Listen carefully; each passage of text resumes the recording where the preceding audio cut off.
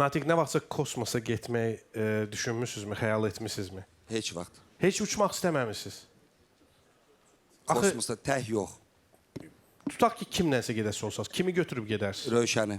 Sonra? Düz deyir. O da Kimiz? var. Kosmosa ilk testləri üçün göndərilən itlər əsasən erkək idilər.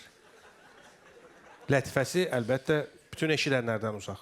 Kosmosa ilk testlər üçün göndərilən itlər əsasən erkək idilər, amma uzun müddətli uçuşlar üçün dişi itlər seçilirdi. Səbəbi isə dişi itlərin bir fizioloji xüsusiyyətləri idi. İş orasındadır ki, dişi itlərə bunu etmək üçün olan avadanlıqları uyğunlaşdırmaq daha asan idi. Nə etmək üçün? Vaxt. İşıq qırmızı... Bu suala Rəşad Əliyev cavab verir. Buyursun. Fizioloji olaraq onlara bilirik ki, kosmonavtlara çox vaxt, bunu pampers deyirlər el arasında, onu giydirirlər ki, tualetə gedəndə asan da olsun.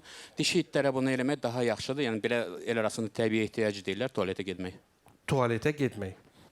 Təbii ehtiyaclarını ödəmək, yəni... Mən sizi başa düşdüm. Və siz haqlısınız, düzdür.